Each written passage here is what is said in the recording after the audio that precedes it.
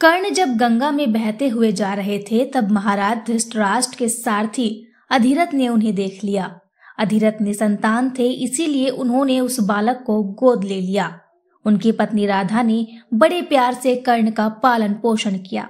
इसी कारण कर्ण को राधेय भी कहा जाता है।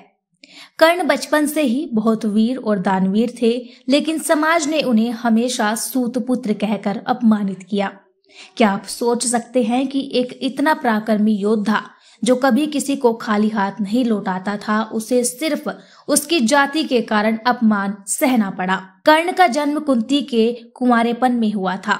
ऋषि दुर्वासा के वरदान से उन्होंने सूर्यदेव का आवाहन किया और कर्ण का जन्म हुआ, लेकिन लोकलाज के डर से कुंती ने अपने बेटे को गंगा में बहा दिया।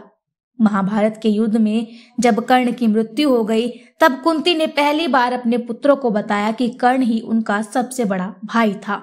ये सुनकर पांडवों के पैरों तले जमीन खिसक गई।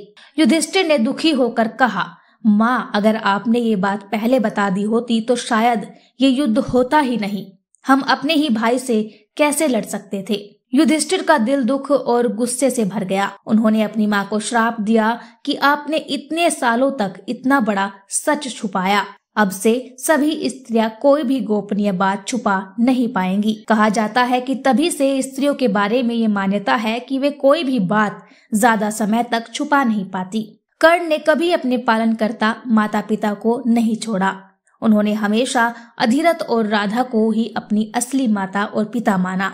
यहाँ तक कि जब उन्हें उनके असली माता पिता के बारे में पता चला, तब भी उन्होंने कहा, मुझे गर्व है कि मैं राधा और अधिरथ का पुत्र हूँ।